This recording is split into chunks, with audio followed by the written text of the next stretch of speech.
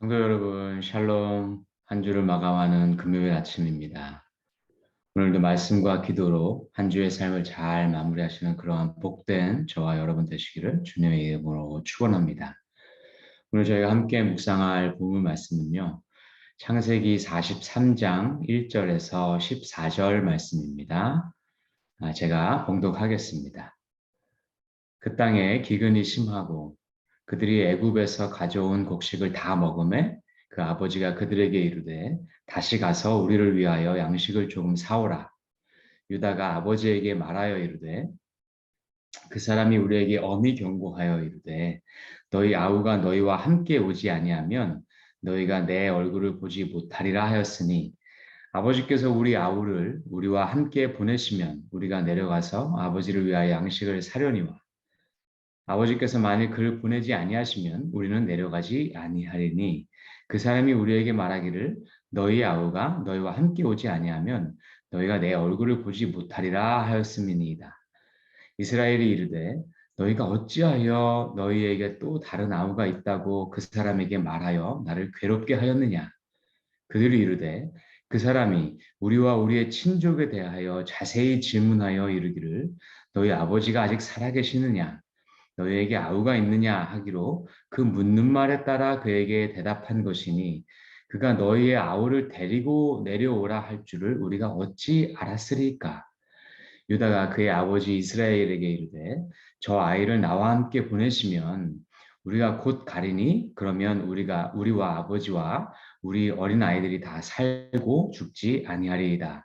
내가 그를 위하여 담보가 되오리니 아버지께서 내 손에서 그를 찾으소서 내가 만일 그를 아버지께 데려다가 아버지 앞에 두지 아니하면 내가 영원히 죄를 지리이다. 우리가 지체하지 아니하였더라면 벌써 2번 갔다 왔으리이다. 그들이 아버지 이스라엘이 그들에게 이르되 그러할진대 이렇게 하라. 너희는 이 땅의 아름다운 소산을 그릇에 담아 가지고 내려가서 그 사람에게 예물로 드릴지니 곧 유향 조금과 꿀 조금과 향품과 몰약과 유향나무 열매와 감복승화이니라. 너희 손에 갑절의 돈을 가지고 너희 자루 아귀에 도로 넣어져 있던 그 돈을 다시 가지고 가라. 혹 잘못이 있었을까 두렵도다. 내 아우도 데리고 떠나 다시 그 사람에게로 가라. 전능하신 하나님께서 그 사람 앞에서 너희에게 은혜를 베푸사 그 사람으로 너희 다른 형제와 베냐민을 돌려보내게 하시기를 원하노라. 내가 자식을 잃게 되면 이르리로다. 아멘. 네, 형제들이 가져온 그 양식이 곧 이제 떨어졌습니다. 그런데 문제는 온 세상을 뒤덮고 있는 가뭄 때문에 양식을 구할 곳은 지금 애굽 땅밖에 없다는 사실이죠. 그러니까 야곱은 이제 아들들에게 다시 애굽으로 내려가서 양식을 구해오라고 명령을 하게 됩니다. 그런데 야곱은 아직 베냐민을 보낼 마음은 없습니다. 사실 성도 여러분 우리가 이런 경우를 가끔씩 경험하게 되죠. 어떤 일을 맡게 되는데 그 일을 할 수 있는 권한은 못 받는 거예요. 그 일을 할 수 있는 문제는 해결되지 않은 거예요. 그러면 이 책임을 맡은 사람은 권한은 못 받고 그 일을 해야 되는 책임만 받게 됩니다. 그 문제점들은 전혀 해결되지 않은 거예요. 이러면 굉장히 난감하죠. 이것은 그렇게 일을 맡기는 사람의 문제입니다. 지금 야곱이 지금 그렇게 적절치 않은 그런 어떤 환경 가운데서 이 아들들에게 일을 맡기고 있는 것이죠. 이에 대해서 적극적으로 반기를 든 사람이 넷째 아들 유다였습니다. 3절에 보니까 유다가 형제들의 대표가 돼서 아버지한테 이 문제를 제기를 하게 되는 것이죠. 아니, 애굽 총리가 동생이 없으면 우리를 전혀 보지 않겠다고 했는데 아버지께서는 지금 베냐민을 우리와 함께 보내지 않으시려고 하지 않습니까? 그러면 우리가 내려가지 않겠습니다. 라고 말을 한 것이죠. 자, 이제 이렇게 되니까 야곱은 거기에 이제 역정을 내는 거예요. 왜 그때 베냐민 얘기를 그 사람에게 해서 자신이 이렇게 괴롭게 했냐라고 이제 책망을 또 하는 거죠. 그러니까 이제 형제들이 이제 이구동성으로 얘기를 한 거죠. 아니, 그 사람이 우리 가족에 대해서 너무 잘 알고 있더라. 그리고 그 사람이 묻는 말에 우리는 대답을 한 것 아니냐. 그 사람이 이 막내를 데리고 오라고 말할 줄 우리가 알았겠느냐라고 이제 이야기를 한 것입니다. 결국은 똑같은 얘기를 다시금 또 반복하게 된 것이죠. 자, 이제 일이 이쯤 되면은 사실 야곱이 결단을 내려야 할 때가 된 것입니다. 근데 이때 유다가 참 지혜롭게 이 아버지 야곱에게 이야기를 합니다. 이제 그 내용이 8절에서 10절 말씀에 나오게 되죠. 유다는 이렇게 설득을 합니다. 그리고 그 설득이 이제 아버지 야곱의 마음을 좀 되돌리게 됩니다. 8절에서 먼저 유다는 지금 현재 베냐민에게 아버지 또 우리 형제들 또 우리 자녀들 목숨이 달려 있다라고 이야기를 합니다. 사실이죠. 그렇죠. 그러고 나서 더 중요한 것은 9절에 가면 아버지 내가 이 베냐민의 담보가 되겠다. 그러니까 나의 희생을 담보로 해서 이 베냐민을 좀 보내달라. 그럼 우리가 가서 양식을 구해오겠다라고 아버지 야곱을 설득합니다. 근데 여기 이제 담보라는 이 말이 나오는데요. 실제적으로 유다는요. 나중에 베냐민이 이 애굽 총리에게 잡히게 되잖아요. 그때 이 44장 32절을 보면 이 베냐민을 대신해서 나를 대신 이 죗값을 치르게 해달라고 얘기합니다. 그때 똑같은 단어 담보라는 이 히브리어 단어가 쓰입니다. 그러니까 이는요. 지금 아버지께 하는 이 약속을 지킨 거예요. 네, 그렇습니다. 자, 유다가 이제 야곱에게 이렇게 얘기를 하니까 드디어 이제 야곱이 11절에서부터 이제 이 결단을 하게 됩니다. 그래서 그는 베냐민도 함께 데리고 가라라고 이제 허락을 해주죠. 그런데 이제 11절에 보면은 또 재밌는 이제 표현이 나오죠. 근데 그냥 가지 말고 애굽 총리를 위해서 이 땅에 나오는 특별한 선물을 준비해 가져가고 너희 그 이 자루 안에 있었던 돈도 다 가지고 가라. 라고 이야기합니다. 그러니까 이제 32장에서 우리가 봤던 것처럼 야곱이 에서 만나기 전에도 선물 준비했지 않습니까? 이 똑같은 모습이 또 이제 나오게 되는 겁니다. 그런데 달라진 모습이 나옵니다. 그게 이제 14절에 나오게 됩니다. 이제 야곱이 하나님의 은혜를 구합니다. 이렇게 얘기하죠. 전능하신 하나님께서 그 사람으로부터 너희 다른 형제와 베냐민을 돌려보내게 하시도록 은혜 베푸시기를 원한다라고 이야기합니다. 그러면서 이제 형제들에게 축복하는 기도, 또 주의 은혜를 구하는 이 기도의 마음을 야곱이 표현합니다.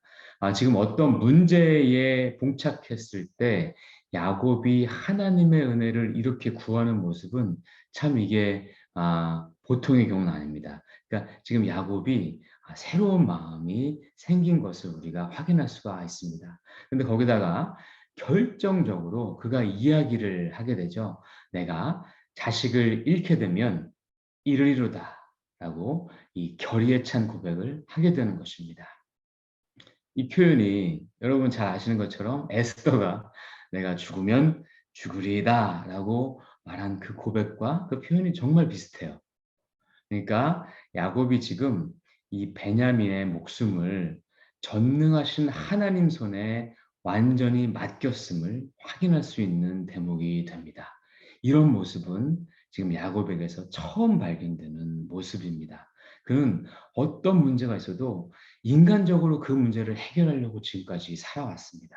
근데 이제 와서는 베냐민의 목숨에 대해서 철저하게 하나님 손에 맡겼다는 것을 고백하는 것입니다. 만약에 하나님께서 이 일 가운데 베냐민을 거두어가신다면 나는 그냥 그 일을 그냥 감당하겠다라고 표현을 하게 됩니다.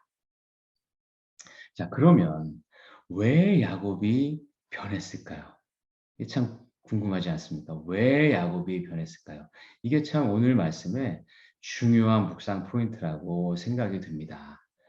먼저 드는 생각은 이 넷째 아들 유다가 책임 있는 모습을 이 아버지 야곱에게 보였기 때문에 그것으로 말미암아서 야곱이 변했다라고 볼 수가 있겠죠. 사실 유다는요, 우리가 38장에서 우리가 확인하고 묵상했던 것처럼 그가 이방 땅에 내려가서 그곳에서 굉장히 어려운 일들을 많이 경험하게 됩니다. 가족 공동체를 떠나서 그는 두 아들을 잃었고 또 그 자기 아내를 잃었고 그러면서 며느리와 그렇게 의도치 않은 어떤 그러한 어떤 관계를 통해서 또 자식을 얻게 되는 그러한 어떤 여러 가지 그 과정을 통해서 이 유다가 크게 깨달은 것이 있었을 것입니다. 신앙 공동체, 이 가족 공동체를 지키는 것이 굉장히 중요하다는 것에 대해서 유다는 깨달은 상태입니다. 그러다 보니까 유다는 자기를 희생해서라도 자기가 담보가 돼서라도 베냐민을 지켜내겠다라고 자신 있게 혹은 정말 희생적으로 이 아버지한테 얘기할 수 있었던 것이죠. 이 말씀이 이 말이 이 아버지 야곱에게는 큰 힘이 되었을 것입니다. 이 태도가 야곱의 이 유다의 태도가 이 야곱의 마음을 흔들었다. 또 그가 신앙의 결단을 할 수 있게 만들어줬다라고 볼 수 있는 부분이 분명히 있습니다. 그런데 저는요, 궁극적으로는 야곱이 믿음의 시도를 할 수밖에 없도록 하나님께서 모든 상황을 계속해서 조성해 가셨기 때문에 그가 결국 이 신앙의 결단을 하게 되었다고 생각합니다. 그 부분이 더 크다고 저는 생각합니다. 이 유다가 정확하게 야곱에게 말해준 것처럼 지금 상황에서요, 이 야곱이 베냐민을 보내지 않으면요, 그들은 결국은 음식을 구할 수가 없어요. 그러면 그 가족 모두는 죽게 됩니다. 야곱뿐만 아니라 이 자식들, 손주들까지 3대 모두가 굶어 죽을 수밖에 없는 상황 가운데로 지금 몰려 있는 겁니다. 그리고 음식을 구할 수 있는 다른 길은 없습니다. 야곱도 이것을 잘 알고 있었어요. 그렇죠? 그렇다면 지금이야말로 이제 베냐민을 하나님의 손에 온전히 올려드려야 되는 상황이 된 것입니다. 이것을 유다가 정확하게 야곱에게 다시 한번 인지시켜 준 것이에요. 그리고 그가 베냐민에 대해서는 자기가 담보 지겠다라고 말해 주니까 야곱이 신앙의 용기가 이 결단이 만들어진 것이라고 볼 수 있습니다. 그래서 야곱은 이 신앙의 결단을 하고 믿음으로 한 걸음을 내디게 된 것입니다. 전능하신 하나님을 신뢰하고 또 그의 그 은혜를 구하면서 이 애굽 총리로부터 이 베냐민을 지켜줄 것을 믿음 가운데 소망하는 그런 소망의 마음이 생기게 된 것입니다. 그리고 만약에 베냐민을 잃게 되는 것이 주님의 뜻이라면 자기는 그냥 그것을 감수하겠다라고 드디어 그 결단을 하게 된 것입니다. 하나님의 주권 가운데 이 가장 큰 문제를 온전히 맡겨드리게 된 것입니다. 사랑하는 성도 여러분, 때로는요, 우리 하나님께서 이렇게 하시는 것 같아요. 인생 삶 가운데서요, 전혀 다른 길을 주지 않으시고, 정말 인생에 어떻게 보면 우리가 흔히 얘기하는 이 외통수 길 가운데로 이끌어 가시는 것입니다. 다른 선택의 여지는 없습니다. 오직 믿음으로 한 걸음 내디뎌야만 되도록 하나님께서 그 상황을 이끌어 가십니다. 그러면 우리는 하나님의 선하심을 믿고 한 발 내딛는 것입니다. 한 발 내딛는 것입니다. 이것이 신앙의 결단입니다. 군대에서요, 낙하산 타는 훈련을 하는데요. 이것은 이제 공수훈련이라고 불러요. 그런데 이 공수훈련도 단계가 많아요. 그런데 이 기본 공수훈련을 이제 우리가 수료하려면 최소한 4번 비행기에서 뛰어내려야 돼요. 네, 비행기에서 뛰어내리는 이 강화 훈련을 받아야 됩니다. 근데 성도 여러분, 비행기를 딱 낙하산을 타고 올라가잖아요. 비행기를 타고 올라가면 비행기 문, 그 큰 문을 열어요.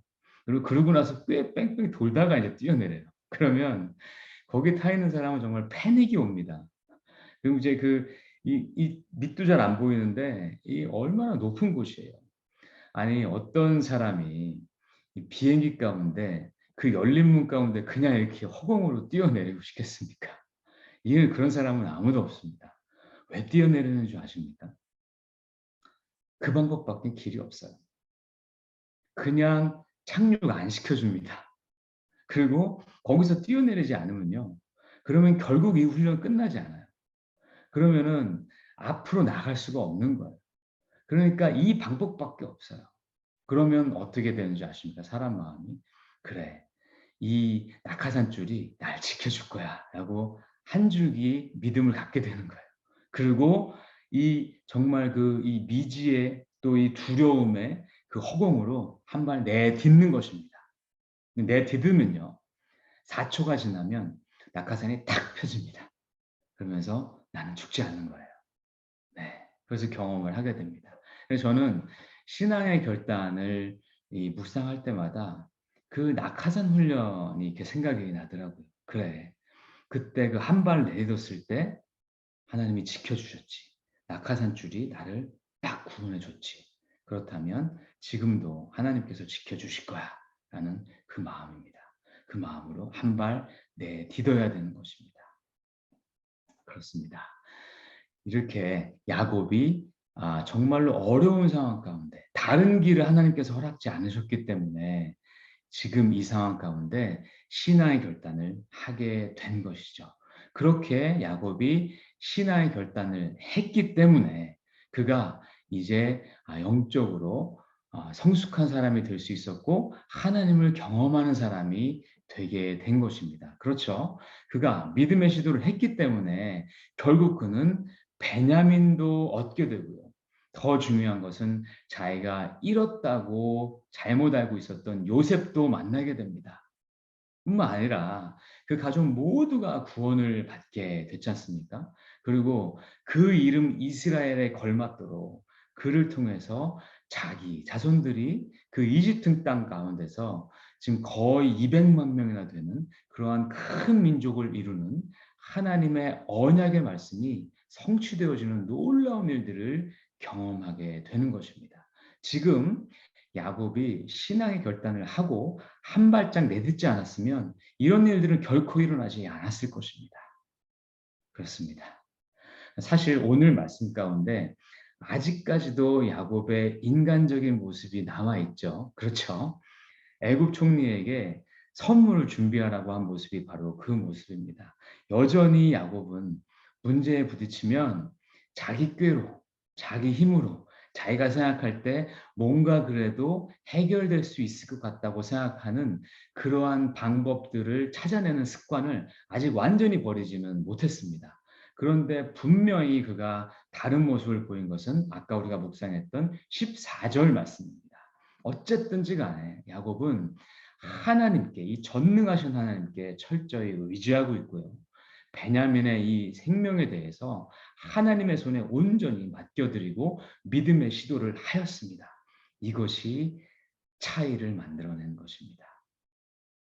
오늘 묵상을 하면서 저는 이 야곱이 아니라 하나님이 참 대단하시다라는 생각이 들었습니다. 이 틈만 나면 남 속이고요. 틈만 나면 자기 방법으로 문제를 해결하려고 하는 이 야곱을 어떻게 해서 하나님께서는 이렇게 포기하지 않으시고 끝까지 이 믿음의 사람으로 만들어 내시느냐. 이것이 참 대단한 것 같습니다. 이것이 오히려 놀라운 것 같습니다. 이것은요. 언약을 지키신 하나님의 이 신실하심이시요. 또 야곱을 향한 이 하나님의 사랑이라고 밖에는 달리 해석이 되지가 않습니다. 사랑하는 성도 여러분, 우리도 이러지 않습니까? 우리가 지금 이 자리에 서 있는 것, 하나님의 이 흔들리지 아니하시는 언약을 향한 이 신실하시며 우리를 향한 하나님의 사랑의 마음 아니시겠습니까? 하나님이 오래 참지 않으셨다면 우리가 어떻게 됐겠습니까? 진작에 진멸되지 않았겠습니까? 예레미야가 3장 22절 말씀 여호와의 인자와 긍휼이 무궁하심으로 우리가 진멸되지 아니함이니이다.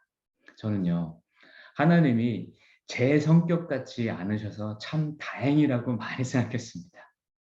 여러분들도 그러셨으리라고 믿습니다. 그래서 우리가 지금 이 자리에, 지금 신앙의 자리에 있다고 저는 확신합니다. 그렇다면 이제 그러한 하나님의 마음, 그러한 은혜를 우리가 받은 자들로서 이제는 그 은혜를, 그러한 오래 참고 인내하신 그 사랑의 마음을 이제는 다음 세대들과 우리 자녀들에게 베풀어 줘야 되는 때가 되었다고 저는 생각합니다. 제가 청년들을 이렇게 목양을 하다 보면요, 때로는 좀 답답할 때가 있어요. 또 제 자녀들을 키울 때도 또 답답할 때가 있습니다. 이것은 그들이요, 이 신앙과 인품이 자라나는 중이기 때문에 그런 것입니다. 어떨 때는 굉장히 다 큰 성년같이 행동하는데요. 어떨 때는 아직까지 굉장히 미숙한 그러한 모습을 보게 될 때가 있어요. 또 근데 그 미숙함이 저에게 좀 불편할 때도 있고요. 저에게 좀, 좀 저러지 말지라고 좀 섭섭할 때도 있어요. 그래서 좀 기도하다 보면요, 하나님 저에게 어떤 마음 주시냐면요, 너는 더했다 이놈아. 이렇게 말씀을 하십니다. 그러니까 나를 포기하지 않으신 하나님이 얼마나 나의 미숙함을 기다려 주셨냐는 거죠. 그렇다면 우리도 그렇게 해야 되지 않겠습니까? 야곱 같은 사람도 포기치 않아야 하신 하나님, 나 같은 사람도 포기치 아니하신 하나님, 이분 바라보면서 우리가 사람들 기다려주고 인내해주고 품어준다면 그들도 분명히 오늘 야곱과 같이, 우리와 같이 신앙의 결단을 할 수 있는 믿음의 사람으로 변화될 줄로 믿습니다. 이것이 바로 하나님 나라의 놀랍고 신비스러운 비밀이라고 생각합니다. 이 말씀 기억하시면서 우리 함께 기도하면서 나아갔으면 좋겠습니다. 우리 함께 기도하겠습니다. 사랑과 인내가 많으신 아버지 하나님, 참 감사를 드립니다.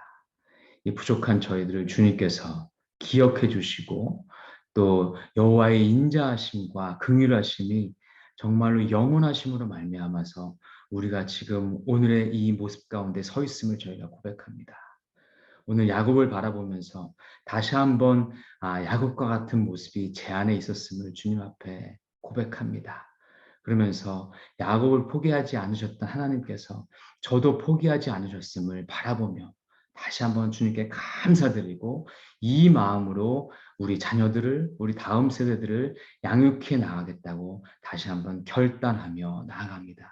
주님 감사합니다. 사랑합니다. 우리 주 예수 그리스도의 이름으로 기도하였습니다. 아멘.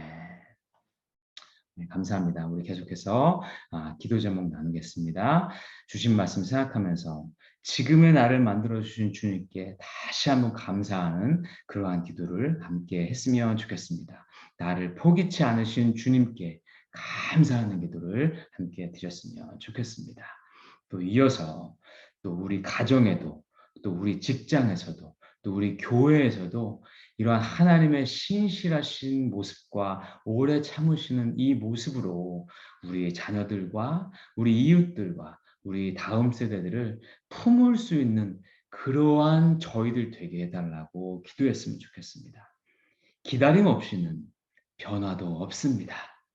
우리가 기다릴 줄 아는 사람 될 때에 우리를 통해서 우리 주변 사람들이 하나님의 믿음의 사람으로 변해 갈 것입니다.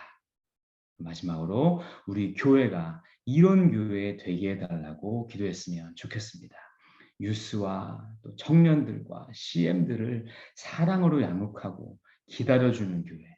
그래서 교회에서 젊은이들이 상처받는 것이 아니라 사랑을 받아서 다가올 미래의 이 영적 리더들이 되게 되는 그러한 리더들을 키워내는 그런 교회 되게 해달라고 함께 기도하시기 바랍니다. 그리고 일상 가운데로 나아가겠습니다. 우리 기도하시겠습니다.